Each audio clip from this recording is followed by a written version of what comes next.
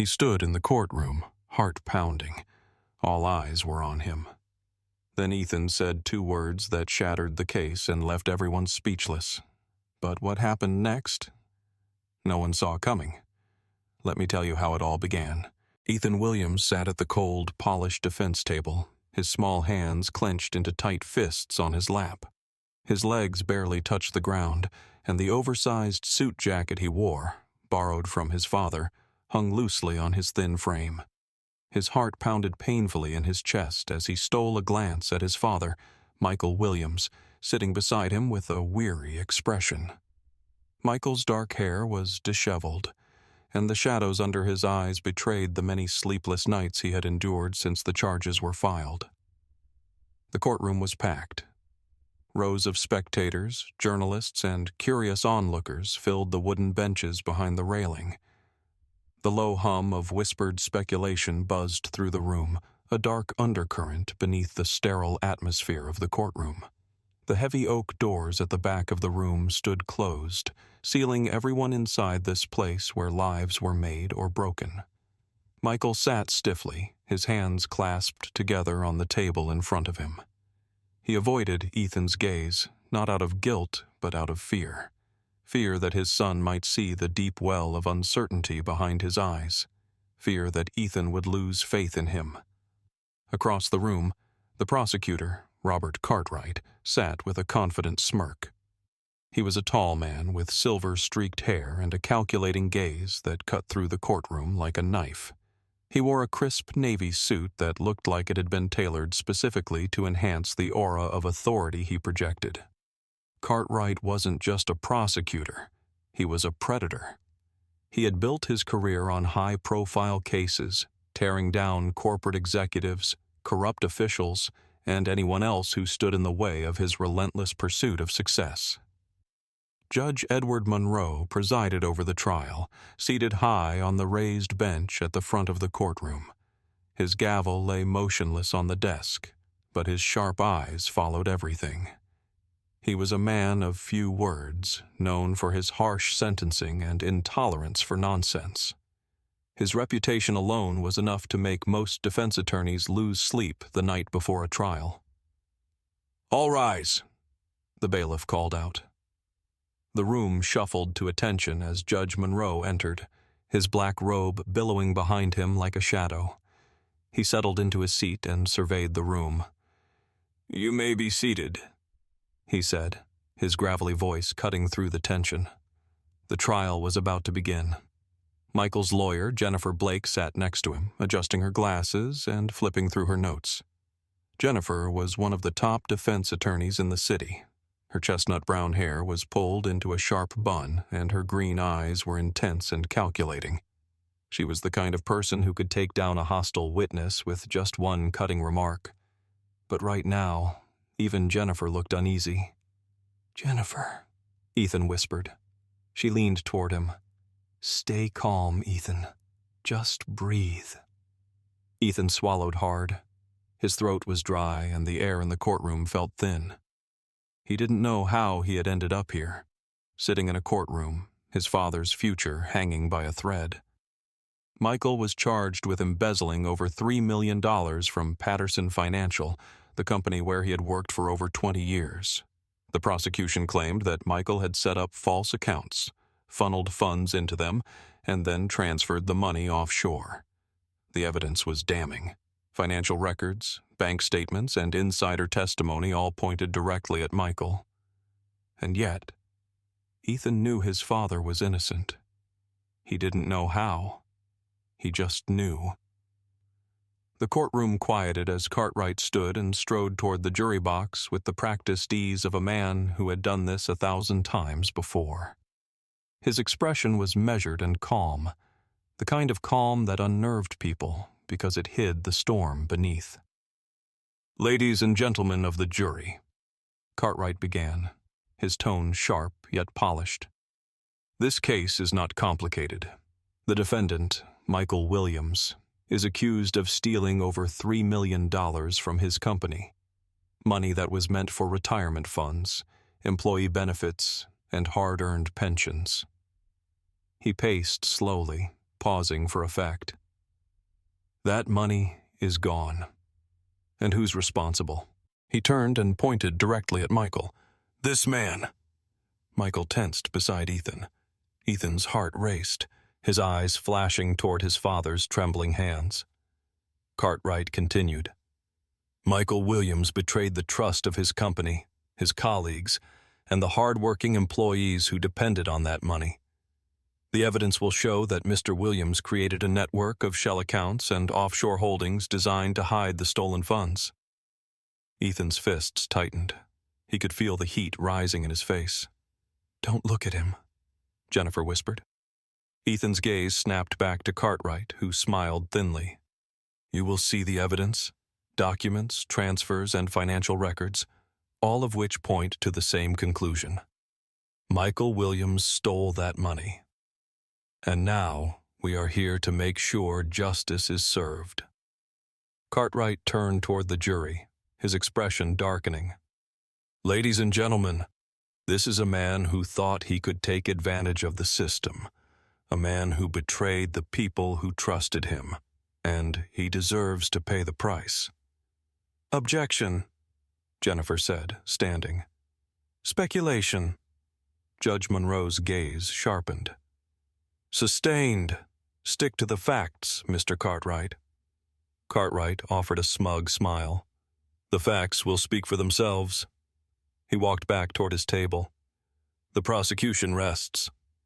Jennifer stood, smoothing her jacket. Ladies and gentlemen of the jury, she began, her voice calm but steely. What the prosecution presented today is a carefully crafted narrative, one based on circumstantial evidence and speculation, but we intend to show you the truth. Ethan saw Cartwright's smirk fade just slightly at her words. Jennifer continued. Michael Williams is not a thief. He's not a criminal. He's a hard-working father and a loyal employee who has been set up. And by the end of this trial, you will see exactly who's responsible for this crime. And it's not Michael Williams.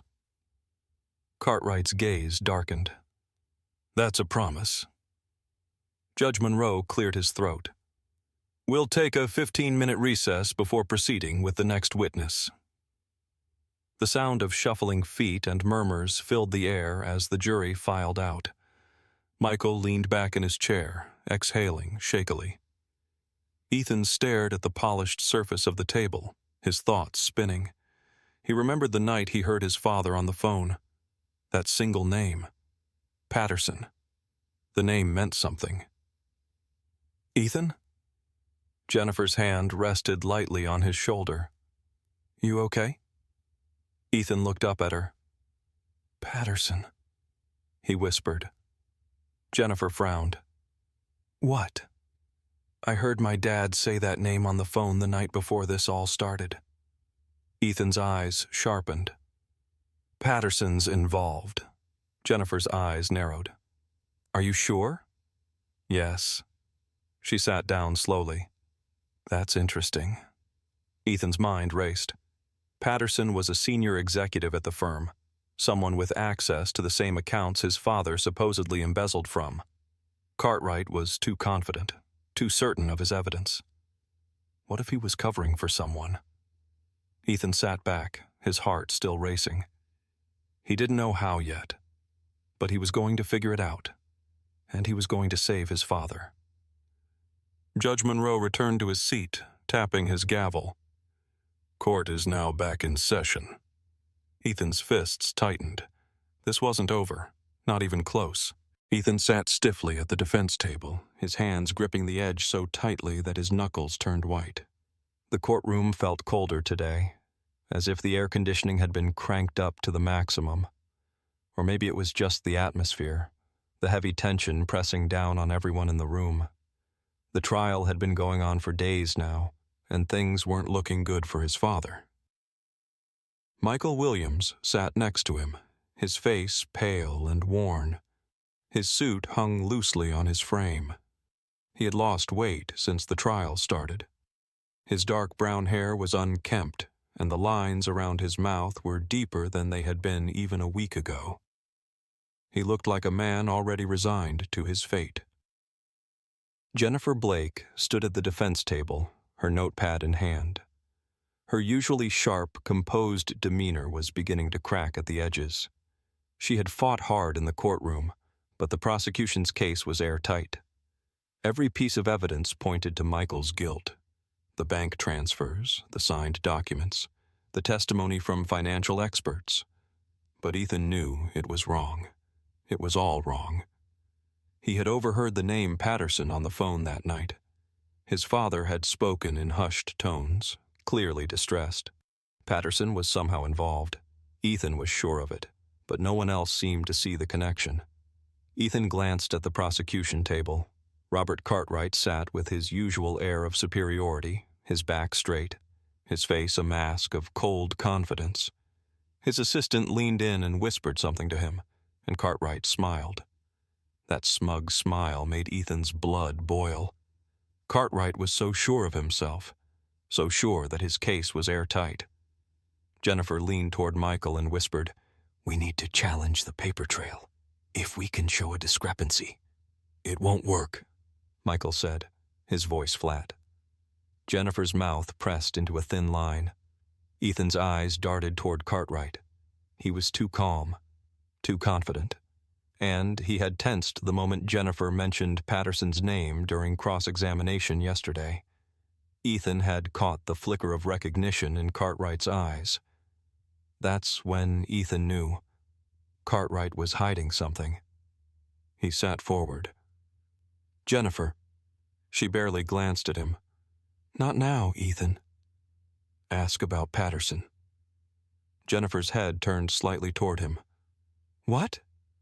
"Ask about Patterson," Ethan said again. His heart was racing now. He could feel the pieces falling into place in his mind. Jennifer hesitated. "Ethan, we can't. Just trust me." Jennifer's eyes narrowed. After a moment, she stood and adjusted her jacket. "Your Honor," she said, her tone crisp, "the defense would like to recall Mr. Cartwright for questioning." Cartwright's head turned toward her, his eyes sharpening. A ripple of surprise moved through the courtroom. Judge Monroe raised an eyebrow. "Mr. Cartwright?" the judge said. Cartwright smiled tightly and stood. "Of course." He strode toward the witness stand, his steps measured and deliberate. He took his seat, straightened his tie, and folded his hands in front of him. Jennifer approached. "Mr. Cartwright, you've built a strong case against Mr. Williams, haven't you?"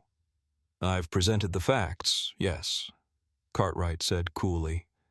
Jennifer's eyes darkened. "And these facts, they were all discovered through an internal investigation conducted by Patterson Financial, correct?" "That's correct." Jennifer smiled faintly. "Do you know a man named Patterson?" A flicker of something crossed Cartwright's face, so quick that it might have been missed if Ethan hadn't been watching him so closely. Cartwright's smile thinned. "Patterson is a common name," Cartwright said. "I'm sure I've met several people with that name." "Yes, but do you know a Patterson associated with Patterson Financial?"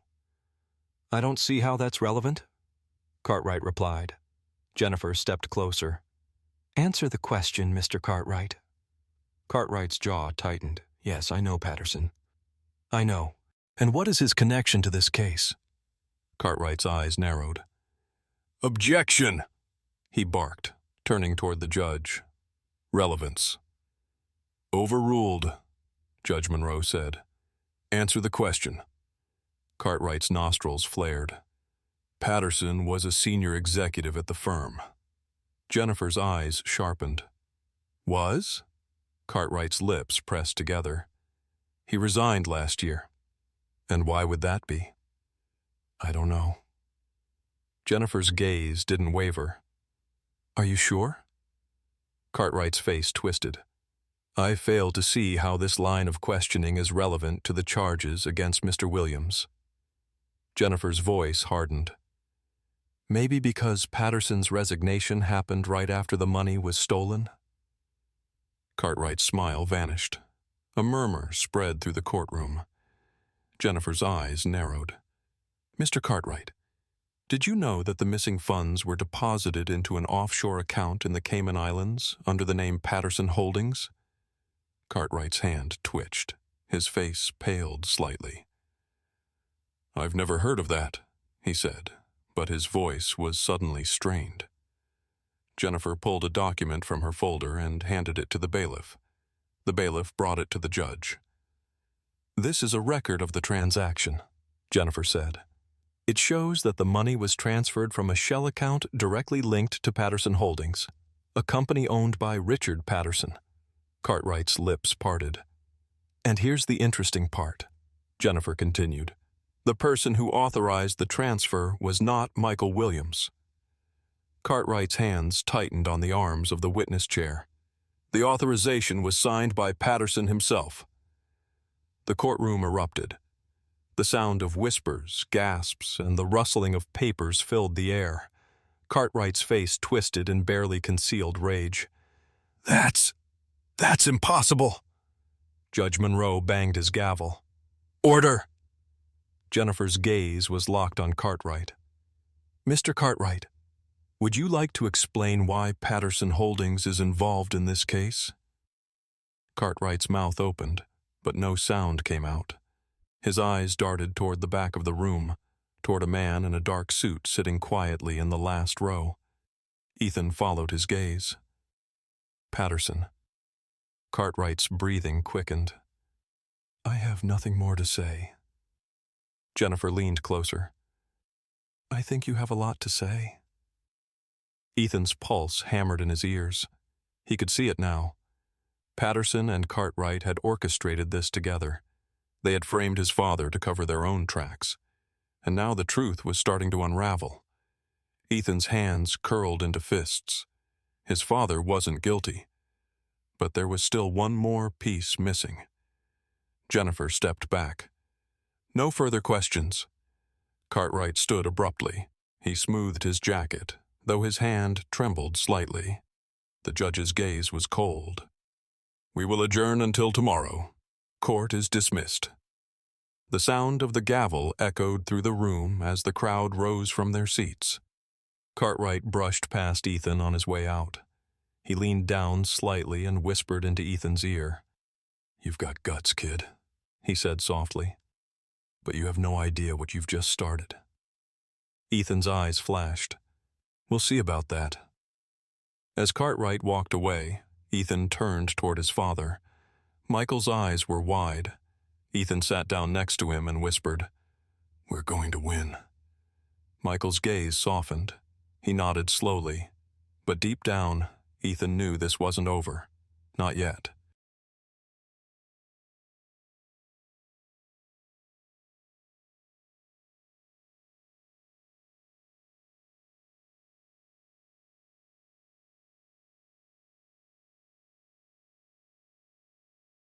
Ethan sat on the worn wooden bench outside the courtroom, his hands clasped between his knees. The hallway was dimly lit, the sterile white lights above humming softly. His heart was still racing from what had happened in court. His mind kept replaying the look on Cartwright's face when Jennifer revealed the connection to Patterson Holdings. Cartwright had gone pale, his mask of cold confidence slipping for the first time since the trial began. But it wasn't over. Not even close. Michael sat beside him, his hand resting gently on Ethan's shoulder. His father's hand was steady, but Ethan could feel the tension beneath his touch. Michael hadn't spoken much since the session ended. He looked exhausted. But for the first time in days, there was a spark of hope in his eyes. Jennifer paced a few steps away, flipping through the documents in her folder. Her mouth was set in a hard line. Her eyes narrowed as she scanned the evidence. She was already preparing for the next step. "You did well in there," Jennifer said, glancing toward Ethan.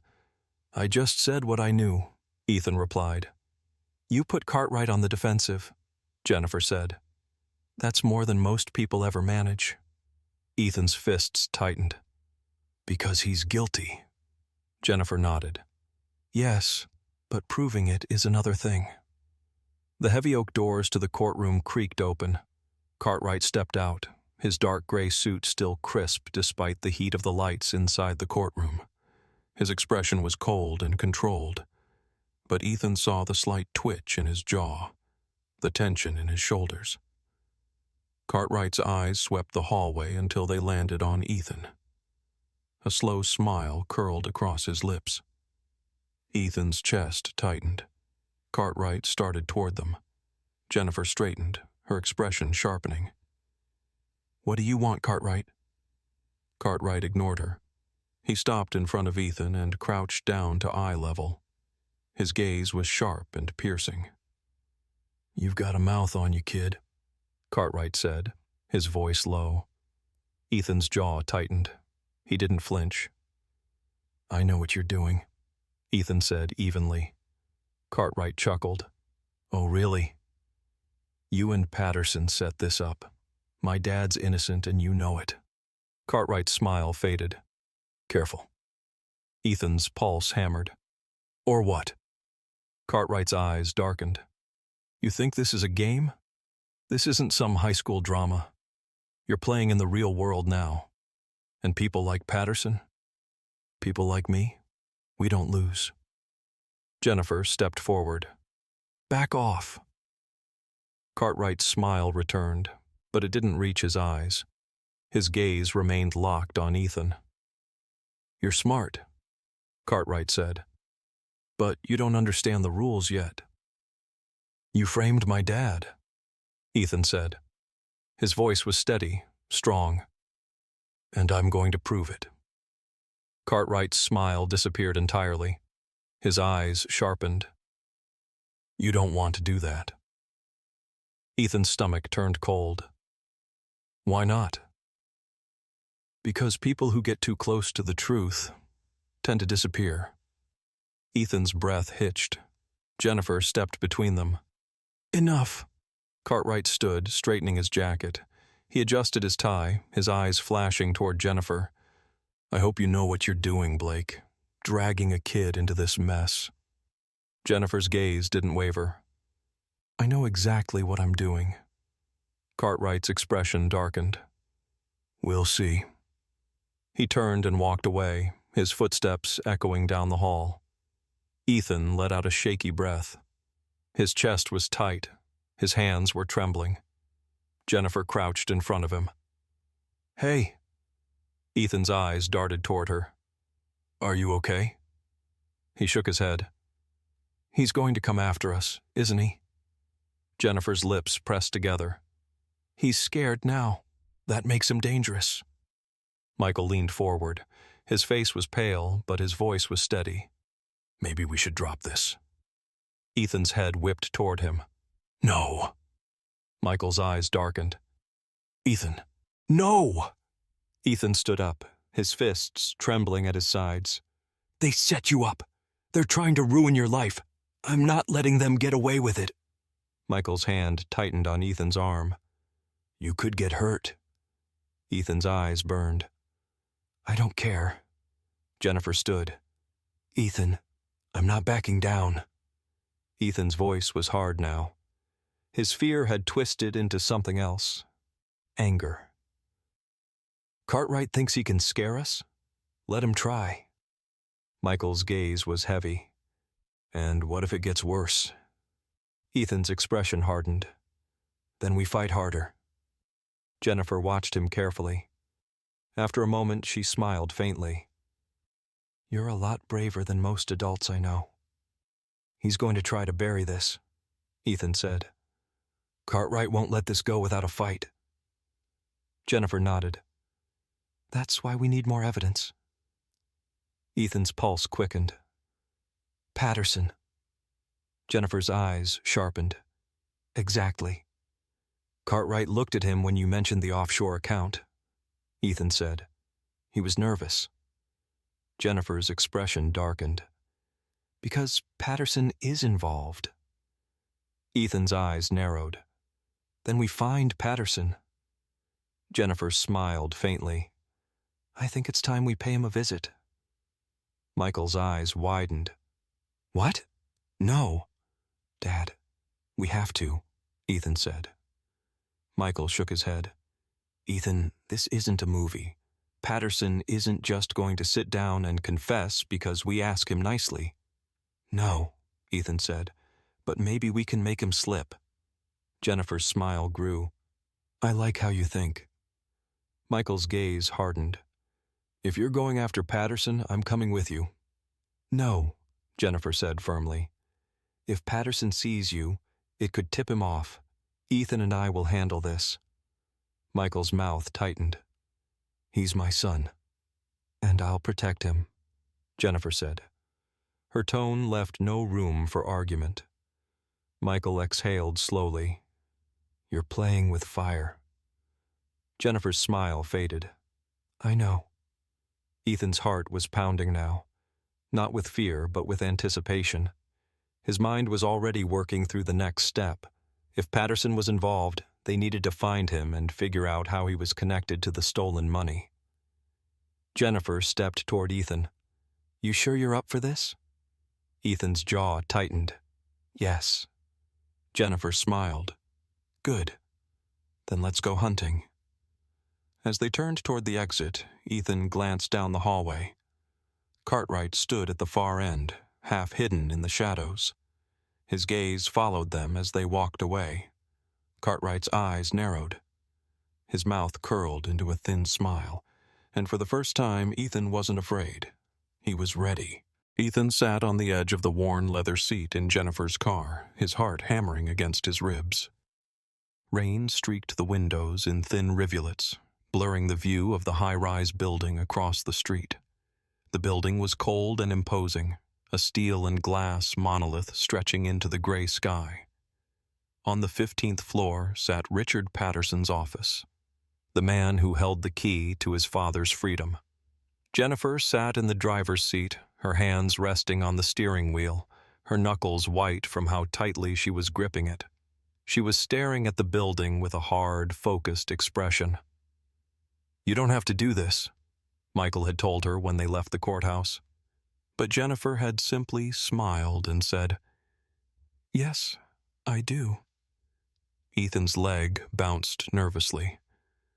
Are you sure he's going to be here? Jennifer's eyes didn't move from the building. He doesn't know we're coming. That's the only advantage we have. And what if he figures it out? Jennifer's lips curled into a dangerous smile. Then we'll improvise. Ethan's stomach tightened. He had been in dangerous situations before.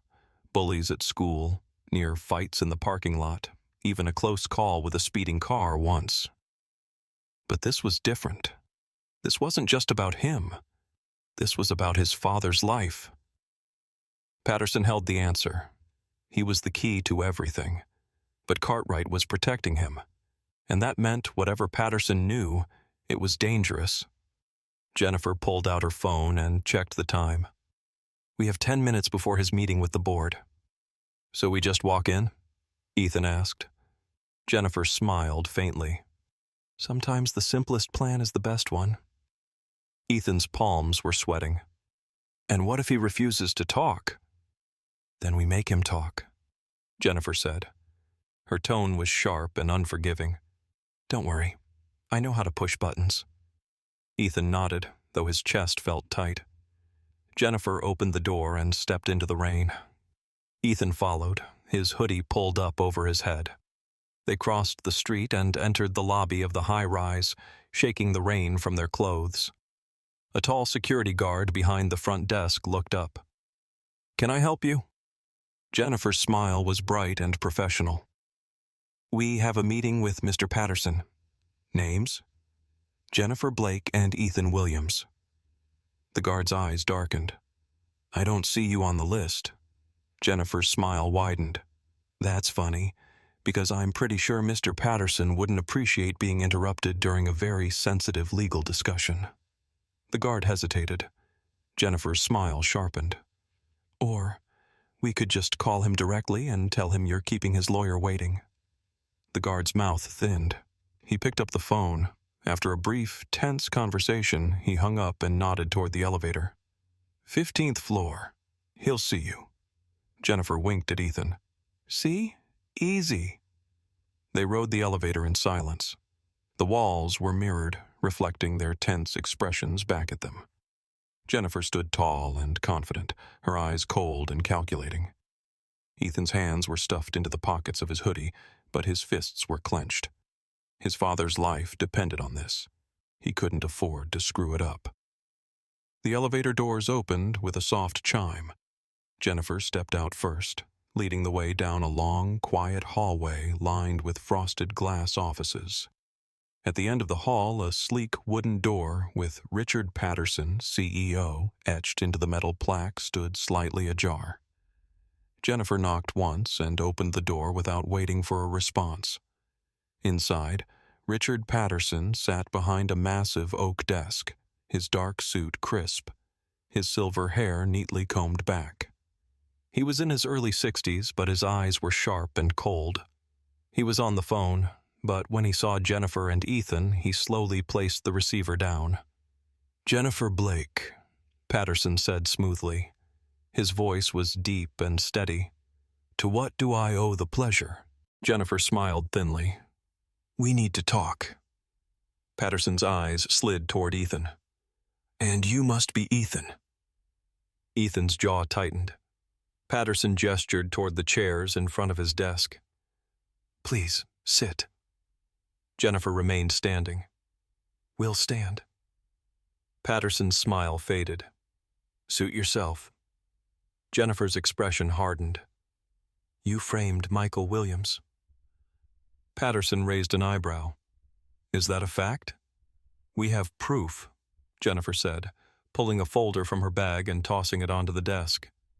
Patterson opened it and studied the contents with a neutral expression.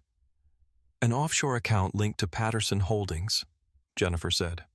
"Millions of dollars deposited after Michael's arrest. Funny how the transfer documents bear your signature." Patterson's eyes remained cold and emotionless. Jennifer leaned forward. "We know you and Cartwright set this up.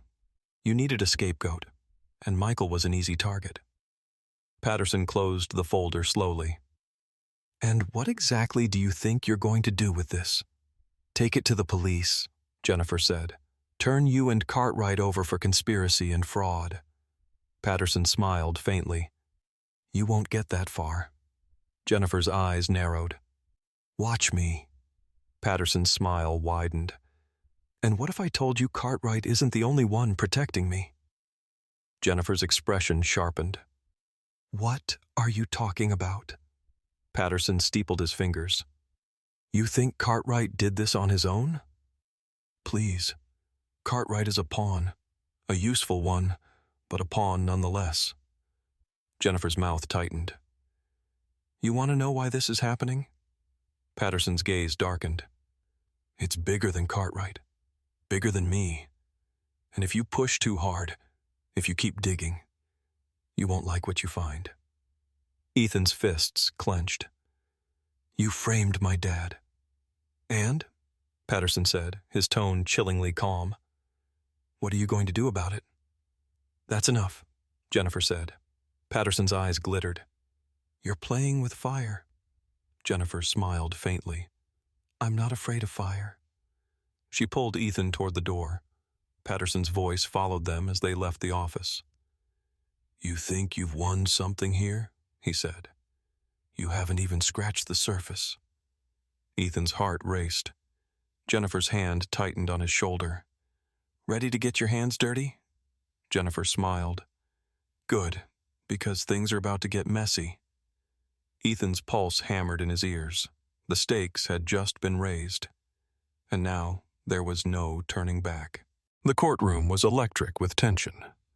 Reporters lined the back row, their pens poised over notepads. Cameras were positioned along the edge of the gallery, red lights blinking as they streamed the trial live. The buzz of murmured speculation was so thick it was almost deafening. But as Judge Monroe took his seat and banged his gavel, the room fell deathly silent.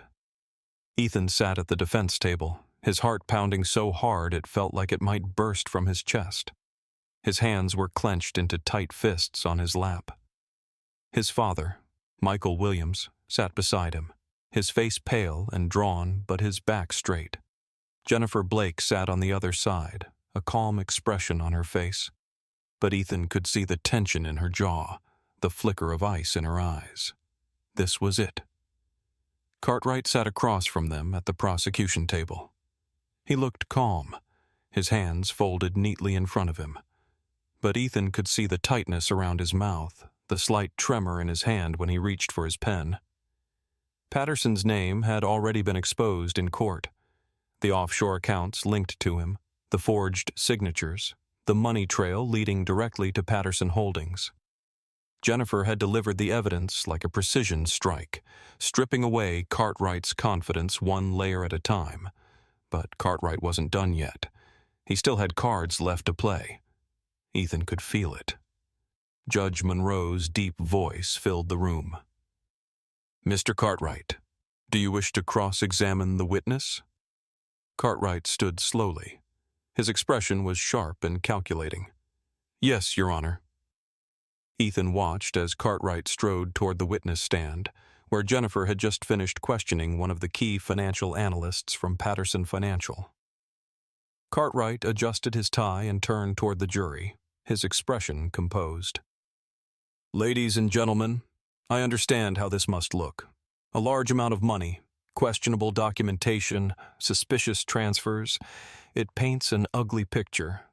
But let's not forget why we're here today." He turned toward Michael. His eyes darkened. "We are here because Michael Williams stole from his company." Jennifer stood. "Objection." "Overruled," Judge Monroe said. "Proceed." Cartwright smiled thinly.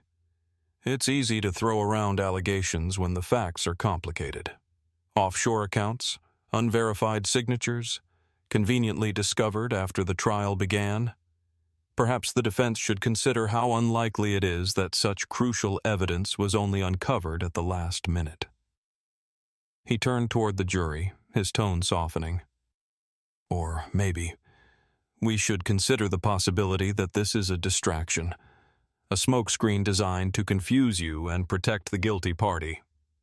Jennifer stood. "Objection." "Sustained," Judge Monroe said.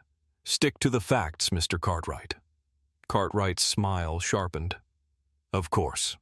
He turned toward the analyst on the stand. "Mr. Harris, would you say that Michael Williams had the access and ability to initiate these transfers?" The analyst hesitated. "Technically, yes, but—" "Yes or no?" Cartwright pressed. "Yes." Cartwright's eyes gleamed. "And would you say that Mr. Williams's financial records indicate signs of personal financial distress before the money disappeared?" Jennifer stood. "Objection. Speculation." Cartwright's gaze flicked toward her. "Withdrawn." He turned toward the jury. "But it is interesting, isn't it?" Jennifer's fists tightened. Cartwright smiled. "No further questions." He returned to his seat, his eyes flashing toward Ethan. Ethan's chest tightened. Cartwright was good, twisting facts, planting doubt. Ethan could feel the mood in the room shifting. Jennifer stood and approached the bench. "Permission to call a rebuttal witness, Your Honor?" Judge Monroe nodded. "Granted." Jennifer turned toward the doors.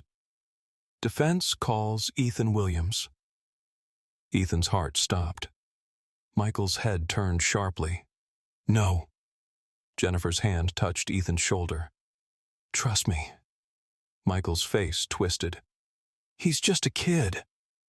Jennifer's gaze was steady. "They need to hear it from him." Ethan's pulse hammered in his ears. He stood on shaky legs and walked toward the stand. Cartwright's gaze followed him like a predator stalking prey. Ethan climbed into the witness box and sat down. His feet barely touched the ground. The bailiff approached with a Bible. "Do you swear to tell the truth, the whole truth, and nothing but the truth?" "I do," Ethan said. His voice was steady. Jennifer stood in front of him, her gaze soft but focused. "Ethan, how old are you?" 12? "And do you understand why you're here today?" "Yes." Jennifer smiled faintly. Can you tell us why you believe your father is innocent? Ethan took a deep breath. His chest was tight, but he forced himself to speak. Because I know my dad. He's not a thief. He's honest. He works hard. Jennifer nodded. And did you hear something the night before his arrest? Ethan's hands tightened on the edge of the stand. Yes. And what did you hear? Ethan's mouth was dry. He forced the words out. I heard him talking on the phone. He said a name. And what was that name? Ethan's heart slammed against his ribs. He looked toward Cartwright and saw the flicker of fear in his eyes. Patterson. The courtroom erupted. Judge Monroe banged his gavel. Order! Jennifer leaned closer. And what happened after that? My dad told me he was being set up. Jennifer's eyes sharpened. And how do you know that? Because the transfers, they were signed by Patterson, not my dad. Cartwright's face darkened. Objection! Jennifer's gaze cut toward him like a blade. Overruled, Judge Monroe said. Ethan leaned forward. His voice was stronger now. And Mr. Cartwright knew about it. The room froze. Jennifer stepped toward him. How do you know that? Because when you asked about Patterson, Cartwright's face changed. He knew. Cartwright shot to his feet. Objection! Judge Monroe's voice cut through the tension. Sit down, Mr. Cartwright. Ethan's voice sharpened. You lied. His gaze locked on Cartwright. You and Patterson set this up, and you almost got away with it. Cartwright's face turned white. Jennifer's eyes gleamed. No further questions. Ethan climbed down from the stand and returned to his seat. His father reached over and squeezed his hand. Cartwright stood.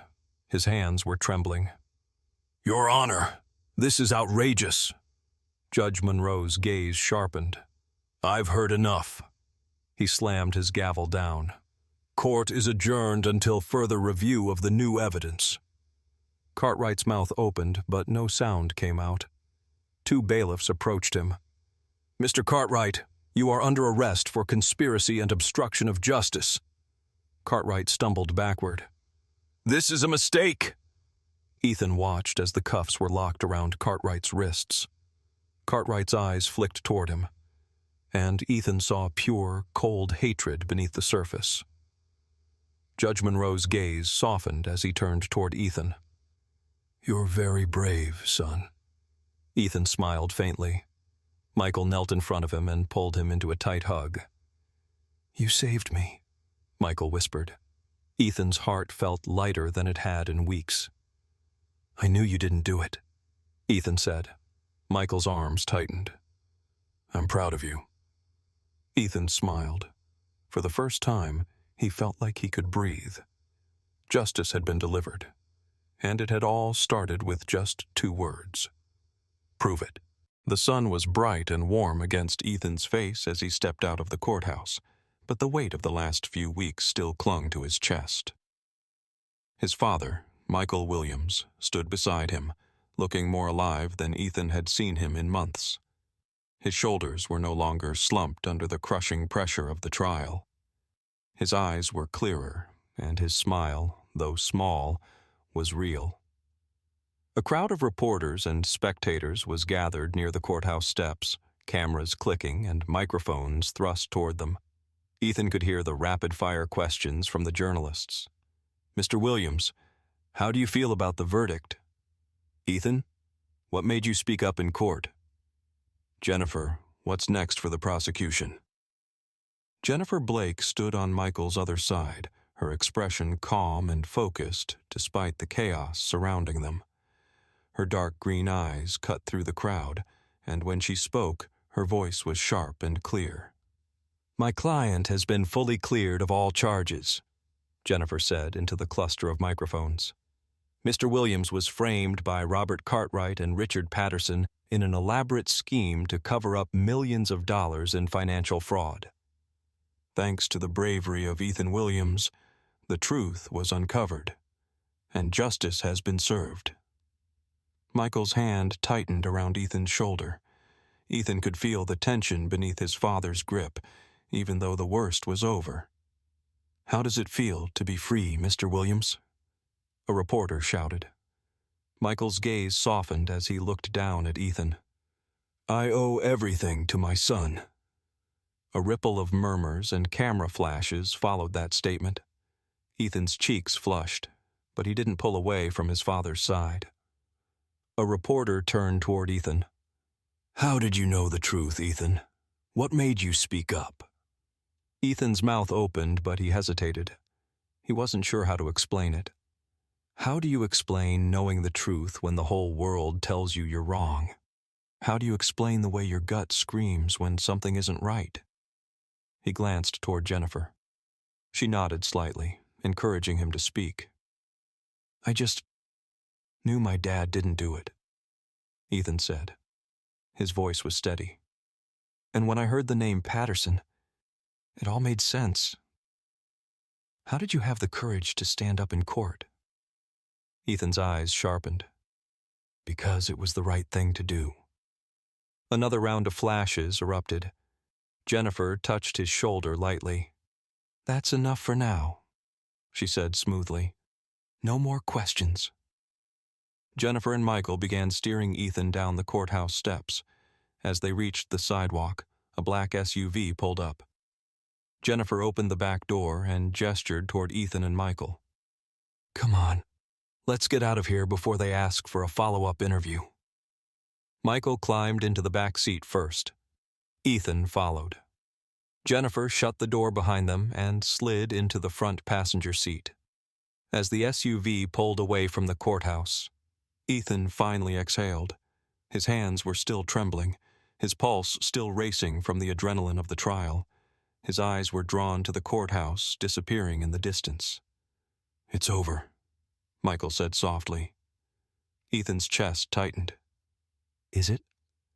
Jennifer glanced over her shoulder. "For Cartwright? Yes. He's looking at 20 years minimum for conspiracy, obstruction of justice, and fraud. Patterson will be charged as an accomplice. He won't get away with this either." Ethan's fingers tightened on his jeans. "But you heard what Patterson said." Michael's brow furrowed. "What do you mean?" Ethan's gaze darkened. "He said it wasn't just him and Cartwright. He said it was bigger than that." Jennifer's expression sharpened. "I remember." "So what does that mean?" Ethan asked. Jennifer's jaw tightened. "It means there's more going on behind the scenes than we realized. Cartwright and Patterson were part of something bigger, and they didn't want us to find out." Michael's face darkened. "Do you think they'll come after us?" Jennifer's gaze narrowed. "They'd be fools to try." Ethan's eyes remained focused on the road ahead. "But they might anyway." Michael's hand touched Ethan's shoulder. "Ethan, I'm not scared," Ethan said. His voice was steady. Jennifer's eyes sharpened. "Good, because we're not done yet." The SUV pulled to a stop in front of their house. The sight of it made Ethan's chest tighten. It had been weeks since he had walked through that front door without the looming threat of his father being taken away in handcuffs. They stepped out of the car. Jennifer leaned toward Michael. "Get some rest. I'll call you tomorrow." Michael shook her hand. "Thank you, Jennifer, for everything." Jennifer's gaze softened. "You don't need to thank me." She glanced toward Ethan. "It was him." Michael's arm slid around Ethan's shoulders as they walked toward the house. Ethan's heart hammered in his chest as they crossed the threshold. The house was quiet. Too quiet. Michael shut the door behind them. "Home," Michael said softly. Ethan smiled faintly. They stood in the living room for a moment, unsure of what to do next. The past few weeks had been so full of chaos, so saturated with stress, that the silence felt unnatural. Michael sank onto the couch and rubbed his face with his hands. Ethan sat beside him, resting his head against his father's shoulder. Michael's hand brushed over Ethan's hair. "You saved me." Ethan's chest tightened. I didn't do it alone. You stood up for me, Michael said. His voice was thick, even when no one else believed me. Because you told me the truth, Ethan whispered. Michael's hand tightened on his shoulder. I'll never let anyone take you away from me. Ethan's throat burned. I know. A knock on the door made them both sit up. Michael's brow furrowed. Are we expecting someone? Ethan shook his head. Michael stood and opened the door. A man in a dark suit stood there. He was tall and thin, his expression blank and emotionless. He held out a small envelope. For you, the man said. Michael hesitated before taking it. The man turned and walked away without another word. Michael shut the door and opened the envelope. Inside was a single sheet of paper. Michael's face paled as he read it. His hand trembled. Ethan stood. What is it? Michael handed him the paper. On it were 2 typed sentences. This isn't over. You've made some dangerous enemies. Ethan's stomach turned cold. Michael's hand tightened on his shoulder. We'll figure this out. Ethan's pulse hammered. It's them, isn't it? Michael's expression darkened. Probably. Ethan's jaw set. Then we fight. Michael's gaze softened. We don't even know who they are. We'll find out, Ethan said. His voice was steel. Michael exhaled slowly. Ethan. Ethan's fists clenched. They tried to take you from me. His gaze sharpened. I'm not going to let them win. Michael's gaze darkened. We don't even know how deep this goes. Ethan's jaw tightened. Then we go deeper. Michael watched his son for a long moment, and then smiled faintly. Just like your mom, he said softly. Ethan smiled. Michael's hand rested on his shoulder. We'll face it together. Ethan's gaze sharpened. Good, because I'm not backing down. Michael smiled. Neither am I. Outside the window, a black car sat parked across the street. The tinted windows reflected the setting sun. Ethan's gaze sharpened. His heart hammered. This wasn't over. But this time, he was ready.